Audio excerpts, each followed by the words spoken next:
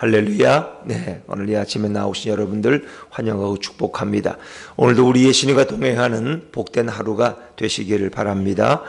자, 신명기 29장의 말씀 앞부분입니다만은 하나님은 이제 모세를 통해서 이 모압 평지에서의 세 번째 설교를 통해서 이스라엘 백성과 하나님 사이에 새로운 언약을 맺으라고 말씀하고 있습니다. 이스라엘 백성이 광야에서 처음으로 맺은 언약은 호렙산 언약입니다.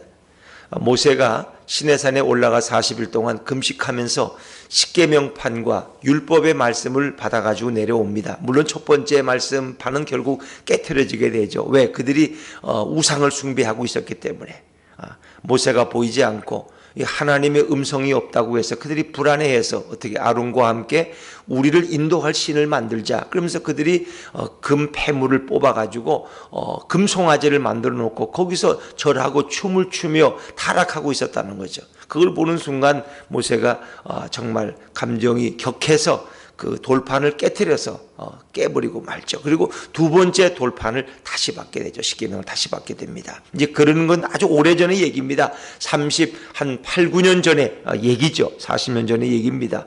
자, 그리고 이제 그들이 다시 38년을 광야를 헤매면서 이제 이 모압 평지까지 왔습니다. 그리고 이제 앞에 가나안 땅이 이제 얼마 남지 않았습니다. 하나님은 다시 모세를 통해서 새로운 언약을 맺게 하십니다. 그런데 이 언약이라고 해서 완전히 새 것이 아니라 호렙산 언약을 다시 재확인하는 것입니다. 왜냐하면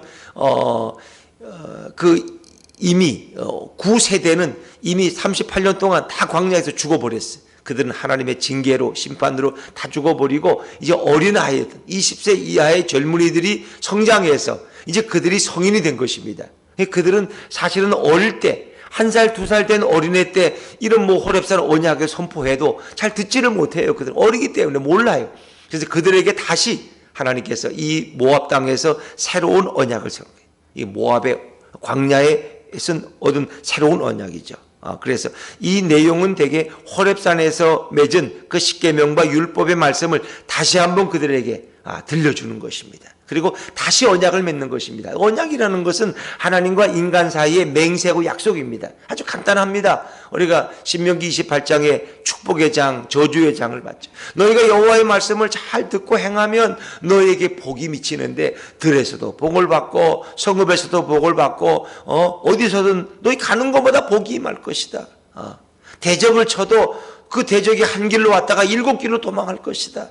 그러나 너희가 여호와를 어기고 말씀을 어기고 여호와를 잊어버리고 우상을 숭배하면 너희가 들어가도 저주를 받고 나가도 저주를 받고 성읍에서도 저주를 받고 들에서도 저주를 받고 그리고 모든 악한 전염병들이 다 너희 몸에 붙을 것이고 너희가 뭘 해도 잘 되는 것이 없고 씨를 뿌려도 열매를 맺지 않고 너희가 죽도록 수고해서 수확하면 다른 놈이 다 가져가서 먹고 너희가 양을 키워도 그 고기를 먹지 못하고 너희가 집을 지어도 그 집에 살지 못하고 이런 비극이 어디 있어요? 그러니까 이런 것이 바로 이런 내용이 하나님이 이스라엘 백성에게 주고자 하는 말씀이에요. 그런데 이제 가장 중요한 것이 너희가 하나님 외에 다른 신을 섬기지 말라는 거예요. 하나님이 가정하게 여기시는 그런 우상 앞에가 절하지 말라는 겁니다. 오직 너희 마음에 하나님만을 사랑하고 마음과 목숨과 뜻을 다하여 주 너의 하나님만을 경외하라는 것입니다. 어찌 보면 하나님은 욕심이 많아 보이는 것입니다. 왜? 하나님만 사랑하래. 만약에 여러분이 그럴 거예요. 우리 남편은 자기만 사랑하래. 그럼 그 남편이 나쁜 놈이지 어떻게 자기만 사랑해? 세상에서 돈도 사랑하고 자식도 사랑하고 자기 친정도 사랑해야 되는데 우리 남편은 우리 남편만 사랑하래. 나쁜 놈이야. 이 생각하면 그게 옳을까요? 아내는 남편을 사랑해야 돼. 남편은 아내를 사랑해. 자기 몸처럼 사랑해야 돼. 부부가 그렇게 자기 생명처럼 사랑하는 부부가 자식을 사랑할 수 있고 부모를 사랑할 수 있고 이웃 사랑. 부부는 사랑 안 해. 우리는 그냥 대충 살아. 근데 그래도 우리 자식들을 사랑해야 돼. 부모님은 공경해야 돼. 형제들, 가족들, 이웃, 친척들도 섬겨야 돼. 그 말이 안 되는 거예요. 부부가 사랑하지 않는 부부는 이웃을 사랑할 다 거짓말이에요. 그거는 가정에서 부부가 사랑하지 않는데 주님의 사랑을 실천한다. 그 다 거짓말인 것입니다. 부부가 사랑할 때 하나님도 사랑할 수 있는 거예요. 나는 우리 부부는 사랑 안 하지만 우리 남편은 미워 죽겠어. 우리 아내는 미워서 보기도 싫어. 나는 주님은 사랑해. 이건 말이 안 되는 거예요. 나는 우리 자식은 사랑해. 이것도 말도 안 되는 거예요. 다 거짓말이에요. 그거는 그러니까 부부가 사랑할 수 있을 때 주님을 사랑하고 하나님을 경외하고 이웃을 사랑하고, 그래서 가정이 온전히 서야지 교회가 서고 직장이 서고 사회가 설 수 있는 거예요. 가정에 들어가면 서로 말도 안 하고 밥도 따로 먹고 잠도 따로 자고 이거 따로 살아요. 근데 주님을 사랑한대 각자. 이건 거짓말이에요. 그 주님 뭐라 그래? 주님 앞에 와서 예물을 드리고 올 때 너가 아직 원망 들을 만한 일이 있거든. 어떻게 해요? 가서 그 사람과 화해하고 와서 예물을 드려야지. 그 마음으로 드리는 예물은 내가 받을 수 없다는 거예요. 너를 원망하는 자가 있는데, 너가 누구를 미워하고 있는데 내가 그 예물을 어떻게 받냐는 거예요. 우리 신앙이 다 밑부터 다시 시작해야 돼. 진정한 하나님이 정하신 아담과 하와. 왜? 처음에 세우신 게 아담과 하와 부부를 세우신 거예요. 부부가 온전하지 않으면 다른 건 다 거짓말이에요. 부부가 사랑하지 않고 용서하지 않으면 다른 사랑은 다 거짓된 것이고 위선적인 것이고 형식적인 것이다. 그건 말이 안 된다는 거죠. 그러니까 하나님은 욕심이 있어 그런 게 아니라 너희가 나를 사랑해야지, 나만을 섬겨야지 다른 모든 관계가 다 바로 설 수 있다는 것이죠. 그래서 하나님은 오직 자신만을 사랑하라는 거예요. 그래서 너희가 마음을 다하고 목숨을 다하고 뜻을 다하고 힘을 다하여 주 너의 하나님을 사랑하고 그 다음에 내 이웃을 내 몸같이 사랑하라는 거예요. 이게 중요한 거예요. 근데 이스라엘 백성은 그걸 못해. 하나님이 질투가 많아서 그런 게 아니에요. 하나님을 사랑해야지 그들이 복을 받도록 하나님은 그렇게 모든 세상의 원리를 정하신 거예요. 하나님을 모르는 사람은 세상에서 잘 될 수가 없고 복을 받을 수가 없다. 하나님 사랑은 바로 가정에서 가족 사랑이고 부부 사랑이고 그 다음에 이웃 사랑으로 번져가는 거예요. 그래서 우리가 제일 어려운 게 뭐예요? 저 아프리카 사람들 사랑해서 헌금합시다, 선교사를 보냅시다. 그건 할 수 있어. 보지도 못한 아프리카 사람들 사랑한다는 게 뭐 힘들어. 그러나 내 옆에 있는 남편을 사랑하고 자식을 사랑해라. 그 죽어도 못하겠어. 내 앞에 있는 시아버지와 시어머니를 사랑하고 장인 장모를 사랑하라. 그건 못하겠어. 그러면 이게 안 맞는 거예요. 그래서 이게 참 어려운 거예요, 여러분. 가장 가까이 있는 사람을 사랑할 때 여러분 그 사랑은 진정 하나님을 향한 사랑이 되고 이웃을 향한 온전한 사랑이 되고, 그렇죠. 근데 제일 옆에 있는 사람이 제일 왜? 서로 상처가 많거든. 가시가 많어. 왜? 서로 맨날 말하다가 상처 주고 서로 살다가 아파하고 이게 때문에 어렵다는 거예요. 그렇기 때문에 우리는 늘 남편을 위해서나 아내를 위해서나 회개하고 또 자신을 돌아보고 그렇게 하지 않으면 진정 하나님을 사랑하는 게 참 어렵다는 거죠, 여러분. 자, 오늘 하나님을 사랑하는 이것이 이제 모압 땅에서도 새로운 언약으로 하나님은 맺어지기를 원하시는 것입니다. 자, 우리 1절 말씀을 한번 보실까요? 1절입니다. 1절 시작. 호렙에서 이스라엘 자손과 세우신 언약 외에 여호와께서 모세에게 명령하여 모압 땅에서 그들과 세우신 언약의 말씀은 이러하니라. 여기서 새로운 언약을 세우셨다는 거예요. 이건 왜? 대상이 바뀌었으니까. 대상이. 이미 호렙산에서 40년 전에 그 말씀을 받았던 사람들은 대부분 다 죽었어. 그리고 이제 어렸던 20세 이하의 젊은이들이 성인이 됐어. 그들과 새로운 말씀을 가지고 언약을 세우라는 거예요. 그런데 이제 그것은 호렙산 언약이 대부분 다시 선포되는 거죠. 자, 그러면서 하나님께서는 우리에게 첫 번째 주시는 말씀이 과거에 너희에게 베푸신 하나님의 은혜를 기억하라는 것입니다. 그래서 1절부터 4절까지는 이제 2절부터 4절까지는 출애굽의 사건을 말씀하시는 거죠. 하나님이 너희를 어떻게 애굽에서 인도해 내었느냐는 거예요. 자, 우리 2절과 3절 말씀, 2절과 3절입니다. 시작. 모세가 온 이스라엘을 소집하고 그들에게 이르되 여호와께서 애굽 땅에서 너희의 목전에 그의 온 땅에 행하신 모든 일을 너희가 보았나니 또 그 큰 시험과 이적과 큰 기사를 내 눈으로 보았느니라. 이스라엘 백성은 애굽에서 그들이 나온 사건을 생생하게 기억하고 있어요. 왜? 아직 40년이 지나지는 않았거든. 40년 전의 사건이. 어린 아이들은 부모로부터 전해 들을 것이고 어릴 때도 어렴풋이 그것이 기억이 날 것입니다. 하나님께서는 10가지 재앙을 통해서 애굽을 치시고 애굽의 장자들을 치시고 그리고 홍해를 건너고 그들을 광야로 이끌으셨는데 어떻게 했어요? 광야에서도 큰 시험과 큰 이적과 큰 기사를 내 눈으로 보았다. 이 큰 시험이라는 것은 그들이 무슨 큰 시험 그런 게 아니라 물론 그들이 하나님 앞에 원망하고 불평했던 그런 큰 시험도 있었어요. 또 하나님이 그들을 위해서 행하신 많은 이적의 사건들이 있지 않습니까? 광야에서 반석이 터져서 물이 나오고 만나와 메추라기를 몰아오시고 대적을 승리하게 하시고 이런 엄청난 것을 그들이 경험했어요. 너희가 보았단 말이에요. 우리도 사실은 이런 많은 것을 경험했어요. 우리도 인생을 살아오면서 저도 이미 나이가 60이 됐으니까 60년 동안 그래도 어릴 때는 모르지만 성인이 돼서 이렇게 살아가면서 하나님이 내게 베푸신 은혜를 왜 기억을 못합니까? 근데 우리 인간들은 그걸 자꾸 잊어버린다는 거예요. 하나님의 베푸신 이 출애굽 사건 속에서 놀라운 광경들을 보았고 하나님의 살아계심을 보았지만 그들은 그 은혜를 알지 못하고 자꾸 엉뚱한 짓을 해. 이렇게 홍해를 건너게 하시는 하나님을 어떻게 배신할 수 있겠어요? 애굽의 장자를 치시고 이스라엘 장자를 살리신 그 하나님을 어떻게 배반하고 잊어버릴 수 있겠어요? 근데 이 백성이 자꾸 잊어버려. 그게 문제예요.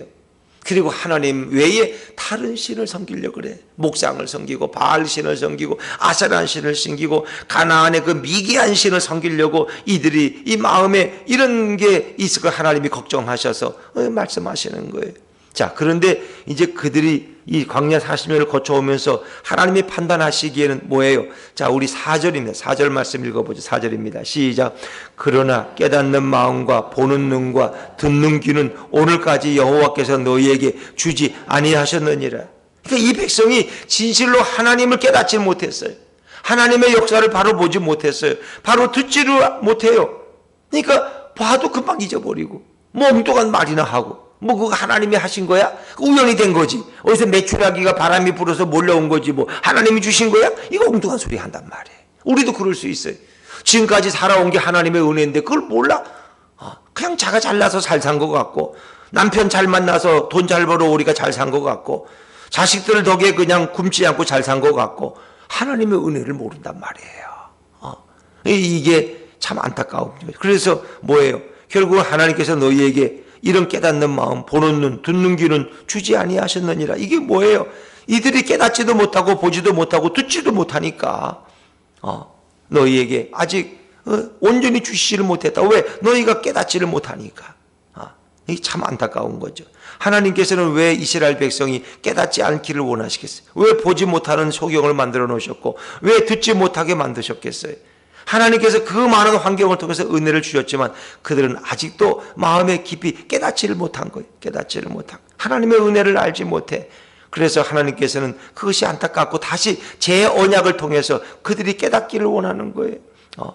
하나님이 그러면 뭐 그들에게 깨닫는 마음을 안 주고 너희가 깨달으라 그랬고 보지 못하는 소경을 만들어 놓고 보라 그랬겠습니까?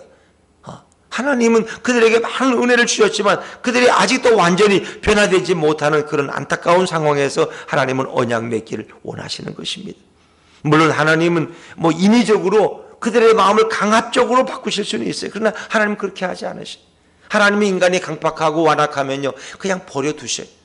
바로가 완악한 마음, 하나님이 왜 바로의 마음을 못 바꾸시겠어요? 그러나 바로의 강팍함을 그냥 두셔요. 그런 자기 죄 가운데 죽어가는 거예요. 자기 죄 가운데. 우리도 그래요. 하나님이 은혜를 주시고 깨닫게 하시고 이렇게 하셔도 인간이 강팍한 마음을 가지고 깨닫지를 않아. 봐야 될 것을 보지를 못해. 들을 걸 듣지를 않아. 엉뚱한 것만 들어. 그러면 하나님 그냥 버려두시는 거예요. 그러면 결국 그의 길은 어디로 가는 거예요? 멸망과 심판의 길로 나아가는 거예요. 이제 그런 표현이겠죠. 자, 하나님이 도대체 어떤 은혜를 베푸셨는지 한번 보시죠. 자, 5절입니다. 5절 시작. 주께서 40년 동안 너희를 광야에서 인도하게 하셨거니와 너희 몸에 옷이 낡아지지 아니하였고 너희 발의 신이 헤어지지 아니하였으며 40년 동안 하나님이 증거를 보여주셨거든요. 광야에서 너를 인도하셨는데 너희 몸에 옷이 낡아지지 않았다. 너희 발에 신이 헤어지. 이거 어떻게 이런 기적이 있었을까? 신발을 신어도 신발이 떨어지지가 않아. 옷을 입어도 옷이 낡아지지 않아. 이건 하나님이 시시때때로 모든 것을 공급해 주셨다는 얘기 아닙니까? 이건 뭐 설마 또 신앙결의를 가지고 40년을 신었는데 신발이 어제하고 똑같이 쌩쌩하다 이렇게 생각할 수도 있겠죠. 뭐 우리는 정확한 건 모르겠어요. 그런데 하나님께서는 그 광야에서도 새 옷을 허락하셨고 새 신발에 은혜를 주셔서 참으로 그들이 늘 더럽혀지지 않고 깨끗한 옷을 입고 단장할 수 있었다는 거예요. 이 모든 것이 어쨌든 하나님의 역사고 하나님의 은혜였다. 우리가 일생을 살아온 것을 돈으로 치면 얼마나 많겠어요. 내가 그 많은 돈을 어떻게 벌어서. 그런데 우리는 굶지 않고 살아온 거예요. 이게 다 하나님의 은혜고 기적 아닙니까 여러분. 그렇습니다. 하나님은 광야에서 기적으로 그들을 인도하셨다는 거예요. 6절에서도 자, 하나님은 이제 그들에게 이런 제한사항은 두셨는데 어떤 제한이 두셨을까? 6절 말씀 읽어보죠. 시작. 너희에게 떡도 먹지 못하며 포도주나 독주를 마시지 못하게 하셨으면 주는 너희의 하나님 여호와이신 줄을 알게 하려 하심이니라. 그들이 아직은 하나님을 잘 몰라요. 그래서 그들에게 아직 농사를 지어서 먹을 수 있는 떡은 먹지 못하게 하세요. 포도주나 독주는 마시지 못하게. 그런 거는 왜? 거기서 먹을 수가 없는 게 포도 농사를 못 지니까 포도주를 먹을 수가 없죠. 독주를 마실 수가 없죠. 그래서 광야의 삶은 어찌 보면 하나의 그 한정적인 그런 40년 동안의 제한된 삶이었어요. 거기서 그들은 뭘 배워야 돼요? 하나님을 배우는 학교예요. 훈련의 과정이고 연단의 과정이고 오직 그들은 하나님을 깨달아야 돼요. 거기서 그것이 하나님의 목적이에요. 그래서 하나님은 거기서 기적을 베푸시고 그들을 연단시키셔서 그들을 성숙한 민족이 되게 하시고 하나님의 진정한 성민이 되게 하셔서 어디로 보내시는 거예요? 가나안 땅에 보내시는 거예요. 마치 어찌 보면 우리가 논산 훈련소에서 훈련받고 그리고 나중에 자대로 가는 거하고 똑같은 거예요. 훈련돼서 보내는데 자, 그들이 늘 이렇게 불안한 백성, 하나님이 그렇게 말씀을 주셔도 깨닫지를 못해요. 그들이 전쟁할 때마다 하나님은 그들에게 승리를 주셨어요. 자, 우리 7절입니다. 7절 시작. 너희가 이곳에 올 때에 헤스본 왕 시온과 바산 왕 옥이 우리와 싸우러 나왔으므로 우리가 그들을 치고 그 땅을 차지하여 루벤과 갓과 므낫세 반 지파에게 기업으로 주었나니. 하나님은 이런 대적을 만날 때마다 그들에게 승리를 주셨어요. 이 과거를 회상하는 거예요. 지금 이제 38년을 살아온 과거를 회상하는데 그것이 다 하나님의 은혜였다는 것입니다. 은혜였다는. 그리고 이제 너희가 지금도 이 언약의 말씀을 지켜 행하면 너희가 하는 모든 일이 형통할 것이다. 마지막 자, 9절 말씀 9절입니다. 시작. 그런즉 너희는 이 언약의 말씀을 지켜 행하라. 그리하면 너희가 하는 모든 일이 형통하리라. 과거에 하나님이 베푸신 일을 잊지 말라는 것입니다. 그것을 후세에게 전해 주는 것이 너무나 중요해요. 그래서 이스라엘 사람들이 6월절 이런 잔치를 하고 6월절 절기를 지낼 때 가장 중요한 목적은 뭐예요? 자식들에게 하나님이 애굽에서 우리를 인도해 내셨다는 거예요. 그걸 알려주는 거예요. 그래서 그들은 뭐예요? 그 6월절이 되면은 먼저 이제 이 무교절이 연결되어 있기 때문에 무교병을 먹는 거예요. 눈을 굴렀지 않은 떡을 먹고 그리고 양을 잡아서 양고기를 같이 먹어요. 양고기를. 이제 우리는 그것이 이제 6월절이 우리는 고난주간하고 연결되지만은 그들은 이 6월절에 애굽에서 고난받다가 나온 것을 기념하면서 그들은 양을 잡아 먹고 그리고 무교병을 먹으면서 이제 하나님이 어떻게 그 밤에 역사하셨는가, 어떻게 애굽의 장자들이 죽고 히브리 장자들은 구원을 받았는가, 어떻게 홍해를 건너왔는가, 어떻게 광야에서 우리가 죽지 않고 살아왔는가, 하나님의 은혜를 그들에게 전수하는 거예요. 어찌 보면 그래서 이런 설 명절이고 이런 것은 바로 우리 자녀들에게 하나님을 간증할 수 있는 기회가 되는 거예요. 하나님을 간증하시. 하나님이 한 해 동안 어떻게 역사하셨는가, 우리 가정을 어떻게 지키셨는가, 너희들의 삶에 어떻게 도우셨는가 하는 것을 나누면서 하나님 앞에 예배 드리는 거예요. 그래서 교회에서는 설 명절 예배 순서지를 만들어서 예배 드리라 그러는 거예요. 그때 다른 데 안 드려도 그때는 가족이 모이니까 그래도 예배 드릴 수 있지 않아. 그것도 예배 드릴 시간도 없어가지고 야, 예배를 뭘 드리냐, 빨리 밥 먹자, 국 식겠단 말이에요. 이 고기국 식으면 못 먹는다 이렇게 하지 마시고, 먹는 건 중요하지 않으니까 그래도 미리 좀 오라고 그래서 준비해서 오늘은 예배 드릴 수 있도록. 또 예배 드리기 전에는 다른 말 하지 마시고, 너 왜 지난달에 왜 돈 안 보냈냐, 너 왜 그 이자 안 보냈냐 이놈아, 내가 어떡하라고 내가 감당, 이런 말 하지 마시고, 서로 마음 상하는 말 하지 마시고 그냥 다 좋게 해서 예배를 잘 드리면 성령이 그 마음을 감동시켜 주시고 그래서 마음이 열리는 거지. 오자마자 이거를 선물이라고 사가지고 왔냐 이놈아, 이런 건 가져오지도 말아라. 그 같은 왜 너는 또 결혼을 안 하냐 이놈아, 누구를 이렇게 하지 말고 그냥 기분 좋게 위로해주고 격려해주고 그렇게 해서 예배를 잘 드리면 성령님이 그 마음을 감동시키는 거예요. 그리고 나서 맛있는 음식을 먹고 이렇게 서로 축하를 해야 되는데 우리는 오자마자 그냥 다른 말로 마음에 상처를 줘서 마음이 이미 다쳤는데 예배는 100번 드리면 뭘 필요가 있어요. 거기 밥이 그게 넘어가요 그게? 그렇죠. 그러니까 우리가 설 명절 때는 여러분이 좀 하고 싶은 말이 있어도 좀 참아야 돼. 그리고 기도를 많이 하시고 좀 이렇게 정성스럽게 그 마음을 열어갈 수 있도록, 그 비록 자식이더라도 그렇고 부모이라도 그렇고 누구에게든지 마찬가지예요. 왜? 설은 좋은 날이잖아요. 설은 행복한 날이잖아요. 설은 주님이 주신 축복의 날이잖아요. 그러니까 그런 날은 좀 말을 조심해야 되는데 꼭 말을 잘못해가지고 설 명절에 갔다 오면 마음이 상해가지고 씩씩거리고 이제 다시는 안 간다 그러고 말해. 며느리 마음 상하고 사위 마음 상하고 이럴 필요가 뭐 있냐는 거예요.